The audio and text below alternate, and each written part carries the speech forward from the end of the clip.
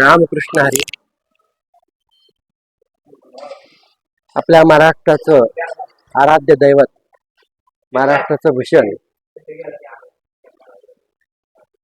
पांडुरंगाच्या दर्शनासाठी पंढरपूरला आलो असता या ठिकाणी बऱ्याच भाविकांना किंवा समाज बांधवांना पुण्यश्लोक अहिल्यादेवींनी जो पुरातन वास्तू या ठिकाणी त्यांची जो 2.25 एकरामध्ये हा मोठा वाडा आहे, या वाड्याला हत्तीचा वाडा म्हटलं जातं.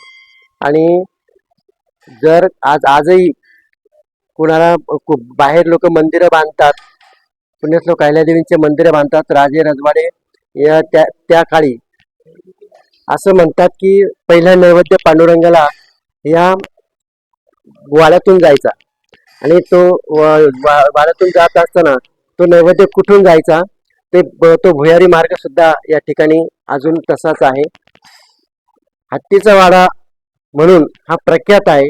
याची माती, मुठभर माती नेऊन आजही लोक मंदिराचं बांधकाम ज्या ठिकाणी चालू आहे त्या ठिकाणी त्या मातीचं मुठभर माती नेऊन त्या मातीमध्ये माती मिसळतात, कारण याला हत्तीचा वाडा म्हणतात.